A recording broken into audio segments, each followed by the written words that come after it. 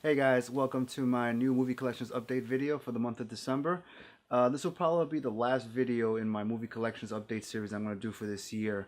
So hopefully look forward to more stuff next year. Hopefully I'm going to come across some more good movies to share with you guys, all right? So anyway, I don't have, again, as usual, I don't have really a large stack of movies to show you this time. Really didn't get a chance to see that many things since maybe about almost a month and a half ago. So but what I did see was actually pretty good in terms of films that I managed to catch up on.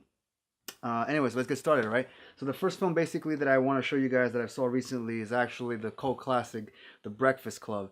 Now, I actually never got to see this movie in its entirety way back when. I only remember seeing just bits and pieces of it, and it's usually the ones that commercials and trailers usually keep airing all the time. But I have to say that I'm glad I actually finally got this movie and I got to see it for myself in its entirety. And I have to say that it does really mirror, an entire generation back during the 80s. And I myself being an 80s child, I really relate with a lot of things that a lot of these characters go through in terms of, cliques in school, trying to fit in, trying to figure out who you are, forming friendships, relationships, things like that, and I identify a little bit with each one of these characters, even though they're so diverse.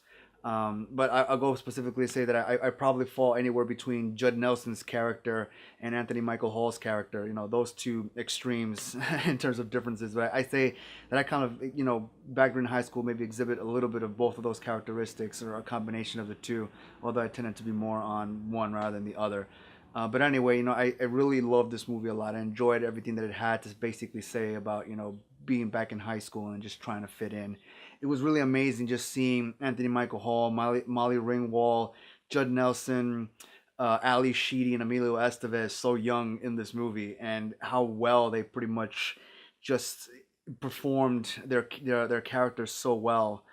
They really captured the essence of all those different types of stereotypical people that you usually meet in one year in school. So I really appreciate that. I enjoyed it a lot. I mean, there was so much happening in here that I'm probably gonna keep watching it again because there's so many things that I probably didn't capture after watching it only maybe like twice already. But definitely, I definitely recommend this. If you haven't gotten it yet, definitely get it. If you haven't seen it, definitely check it out because you can definitely find a lot of things to relate to. So definitely the Breakfast Club, guys. The next movie that I have to get, the not that I have to get, but I already got it anyway, is this movie called The East with Ellen Page of all people. And I think that's the only reason why I picked up this movie was the fact that Ellen Page was in it.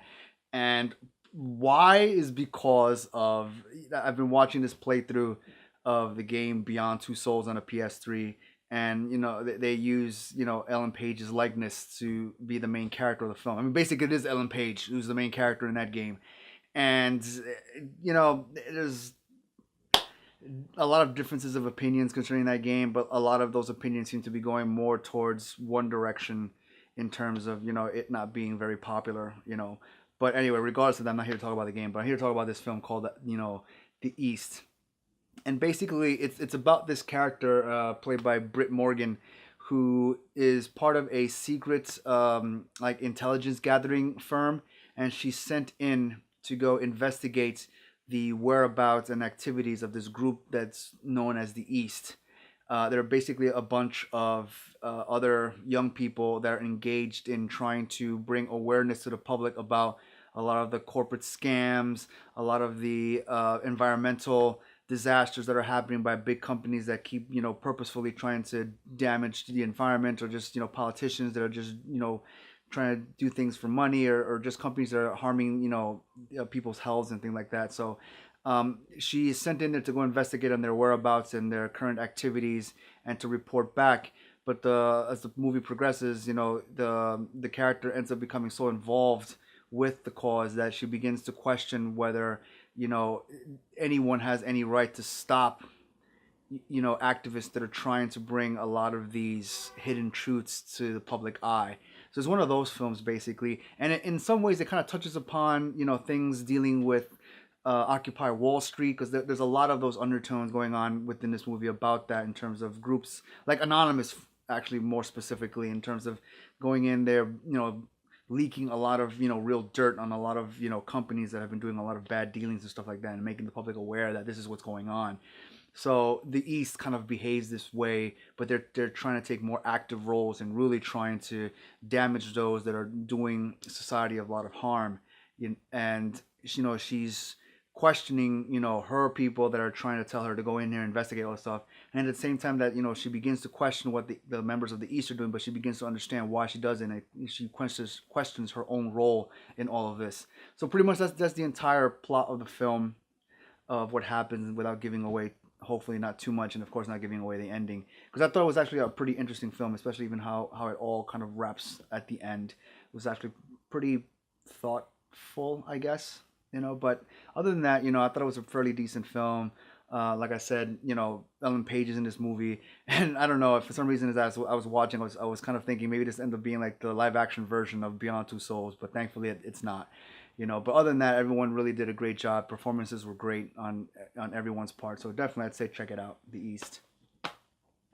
The next movie that I have to show you basically is this film called Lovelace, which is a film documentary, or a film shot in a not documentary, because it's basically there is no one narrating the film. Is basically just depicting the entire life of the 70s porn star Linda Lovelace, and the lead character is played by Amanda Seyfried.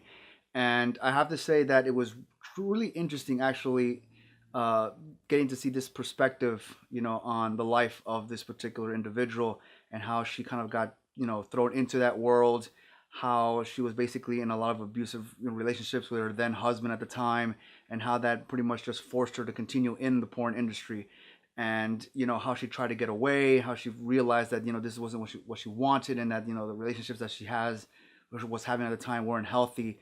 And it was really a unique take, and it provided a very good perspective into the life of this particular individual within the porn industry. And I have to say that there are some moments where the Amanda Seyfried really does actually really resemble Linda Lovelace.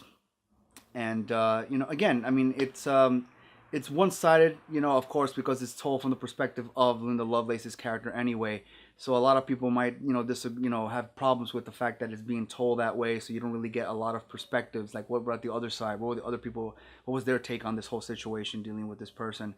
But other than that, I mean, still, I really liked it for what it was, and just kind of like really looking into this and how it affected her, and how she tried to basically escape from that. And then because I think Linda Lovelace ends up going into forming like movements against brutality against women. Like I believe she went into trying to start groups like that, to advocate that women shouldn't be victims of abuse or domestic abuse. So that was actually pretty interesting as well. So definitely, it's worth a check. Not the greatest movie, but it's definitely worth a check. The next movie I have to show you, of course, is Man of Steel Blu-ray DVD combo set. I've seen this in theaters. I loved it. I wanted to see it, have, of course, and own it on Blu-ray as well. And again, my thoughts and opinions of it still pretty much stay the same to how my original thoughts and opinions were when I first saw it in theaters. Again, I enjoyed it for what it was. Of course, there were still some things that I had problems with, with like the amount of damage that Superman actually causes. And of course, a lot of other, comic book fans have a lot of problems with, certain aspects of the ending with this movie. And, what's his name? Zack Snyder's take, on how Superman dealt with things, especially at the end. A lot of people have problems with that. But, I mean, I kind of did as well. But I really didn't, put too much mind into it. I just wanted to see the movie for what it was as a whole. And I really did enjoy it, And, of course, with the news about what's going to happen with the next Superman film with Batman as well, and other news related to that as well. I mean, it should be pretty interesting to see what direction they take with the Superman franchise now, since it's had its reboot. So, but definitely, if you haven't seen it, I'd say definitely check it out. It's definitely worth a look. Definitely worth a look, Man of Steel. The next film that I have to show you, of course, is a classic. And, I had to get this when I found out that it was actually available in digibook format. And that is The Shawshank Redemption. I had this also on DVD, but I needed and wanted to get it on Blu-ray, especially when I found it in this digibook format. And the movie looks fantastic. It's great. I love everything about this film. The camaraderie, just the human element behind how these characters develop, trying to deal with being in this setting, and having to go day by day, year by year, and trying to find ways of occupying themselves and finding themselves in at the same time. and in particular with the character of Andy Dufresne, just kind of like his whole arc changing from being someone that's very uh, not so um, not the type of character that causes a lot of big waves, but eventually rising up to be this character that's embedded in everything and just having so much knowledge with everything that was happening inside the prison, and eventually how he escapes and things like that. I mean, I'm not really giving anything away, and I hope I'm explaining this as best I can because there's just so much in here that I love about this film. But I'm sure a lot of you have seen this movie as well, so you know exactly what I'm talking about. But definitely, I say pick this up if you haven't done so already. And like I said, it's a digibook film, so definitely it comes with the little um, book in the middle, which kind of like talks about the different characters, different actors that played the different characters in the film. I believe there's a note in here by the director as well, Frank Darabont, and his take on making this film. So there's a lot of good stuff in here in this digibook form. So definitely, I'd say check it out if you haven't done so. If you can find this one, definitely pick it up and add it to your collection. The next film that I have to show you is this film called The To-Do List with Aubrey Plaza. And I have to say, yeah, because I'm having a thing for Aubrey Plaza now. Slowly, it's like it's creeping in there. She's like, yeah. So when I saw the trailer for this movie, I thought it was actually really hilarious because she plays a high school graduate getting ready to transition into college, and she kind of gets it in her head that the one thing that she wants to do is that she wants to lose her virginity. So she makes up this list of everything that's sexual that she could possibly think of that she wants to do in order to accomplish her goal of ultimately losing her virginity before she enters college. And a lot of the things that she actually does are hilarious, especially considering, if you've seen any other films that had Aubrey Plaza in them, she is rather unique in how she portrays her characters. So that still actually, happens here as well. She's very unique. She's a very unique character, and again, the awkwardness that the character has in trying to go about accomplishing a lot of these tasks on her list are hilarious to watch. But it was a lot of fun. It's one of those coming of age type of films, of high schoolers transitioning into college and the things they want to accomplish before they get to college to be adults. But it's a lot of fun. I thought it was hilarious, raunchy, but very hilarious anyway. And Aubrey Plaza is a lot of fun to watch. If you've seen the film Safety Not Guaranteed, that's what I'm talking about. It's the same thing, even though the characters are different, but it's still her in there. So definitely, I'd say check out the To-Do List if you haven't done so. So definitely worth a watch for some laughs. And the last film that I have to show you that I've seen recently is the last movie in the trilogy of the Simon Pegg, Nick Frost series of films that were written and directed by Edgar Wright, and that is The World's End. And I have to say that this was actually a really nice final film in the trilogy of the series of films with those two actors. I've said this various times already whenever I've spoken about a film that Nick Frost and Simon Pegg were in, and I always like to compare them as being the modern day Abbott and Costello, because and not just because one of them is heavy set and the other one's thin, but it's just the fact that they play off each other that way, in terms of taking riffs at each other, making jokes and then making counter jokes on each other that way, and the physical comedy too just adds to just how hilarious it is to watch these guys. And this one is no exception. I mean, it's progressive in a way, seeing how these two characters have changed so much in terms of the roles that they've played between Shaun of the Dead, Hot Fuzz, and now this. Here, basically, Simon Pegg plays this character. If it's even listed in here, is he put here because he has a very unique name? It's like in all these movies, he has a very unique name, and I can't see it around here. It's not listed here. Damn it, I can't find it. But he plays this character that reunites his four best friends together to go back to their old hometown and try to complete a task that they try to do, I believe, when they had finished high school, which was going on this massive tour of pubs throughout the entire town and drinking beer in each one of them until they got to the end, or the last pub, which happened to be called The World's End. And basically, all of them are already kind of like made something of themselves in their lives, but Simon Pegg's character kind of still staying behind in that like relishing in his past of being, you know, who he was, like the most popular out of all of them. And you know, things just go hairy, you know, from the minute they end up in town, and then you find out that it's aliens that are beginning to kind of take over the town, and it's about them trying to deal with that and trying to complete the task of trying to, you know, go to all these pubs and drink all this beer. So there are a lot of laughs in this film as well. I really enjoyed it, you know. But the one unique thing that I've noticed about, you know, these films is that there's a transition in terms of uh, Simon Pegg and Nick Frost. Their characters really evolve or devolve over the course of these three films.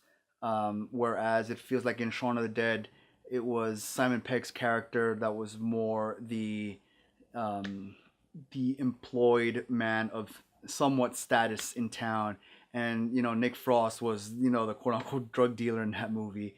And then when you see Hot Fuzz, you know, they're both more or less in equal status. They're both police officers, even though that town had a lot of problems with it anyway to begin with. But they were both equal in terms of status and employment, things like that. And when you get to this film, it's like the complete opposite of where they started in when they were in Shaun of the Dead. If you understand, you know, that, and if you've seen this movie, you know what I'm talking about in terms of how, you know, there's a transition, and it goes to, you know, the opposite end from where they started in Shaun of the Dead through Hot Fuzz.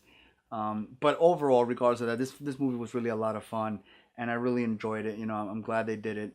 Like I said, I thought and felt that it was a really good third and final movie to wrap up the entire series of films that they've done together. And hopefully they'll do another set of three films, you know, because those, like I said, those guys are really a lot of fun to watch, you know, and even the entire cast was really a lot of fun here too. They all had really nice, unique moments that really kind of brought a smile to my face, you know, and just made me laugh or chuckle too. So definitely, I say check out The World's End if you haven't done so already. And that's pretty much it, guys. That's all that I have for you for this month as I wrap up, you know, 2013. I'm probably gonna pick up a couple of more movies this week or early next week anyway. But you know, you won't see them until, you know, my first video of 2014. That's when you'll see whatever it is that I pick up within the next 2 weeks. I have a few things in mind, but you know, you won't see them until then. But yeah, I mean, that's pretty much it, guys. I hope you enjoyed that. You know, send me comments. Tell me what you guys are watching. Tell me if, or recommend things for me to try to check out myself, and I'll definitely do that. I guess the last couple of things that I just want to add to this video before I close out is the fact that a couple of weeks ago I finally uploaded my episode 1 to my Across the Media series, where I'm talking about the Resident Evil films and how they either are similar or which parts are not similar to the actual source video games that, you know, a lot of the ideas were borrowed from. So I finally released the first video to that a couple of weeks ago, so check it out. It's the previous video before this one. It was really a lot of fun doing that, and I show a lot of good correlations and you know, differences between those. And I think that's pretty much it, guys. That's all really that I have to share this time around. So again, you know, I hope you guys enjoyed all this stuff. You know, I hope you enjoyed everything that I'm doing, guys. I mean, send me comments. You know, like my video and all that stuff. As usual, you know, subscribe to my channel. Absolutely. You know, I've noticed that recently, within the last month, is I've been getting a lot of new subscribers to my channel, and I want to say to you guys, thanks a lot, guys. And you know, I'm glad you guys are joining me. You're subscribing to my channel. You know, pass my stuff around, man. You know, let other people see it, man. You know, I'd like to have more subscribers. Like to have more people kind of like voicing their opinions on what I'm talking about and what I'm showing, and a few recommendations as well. All right. So overall, guys, I mean, I hope 2013 was good to you. It's been pretty good to me so far, so I can't complain about that. And I hope that 2014 and my new first video for the new year happens to be, you know, a pretty good one too, guys. And I hope everything that you guys do within the new year also happens to be pretty good as well. So, guys, I'm signing off here for this year on my movie collections update video. So I hope you enjoyed it. I hope you still stick with me, and I hope you guys, you know, still keeping it real, keeping it large, you know, just enjoying yourselves out there and enjoying films. All right, guys. So take it easy, y'all.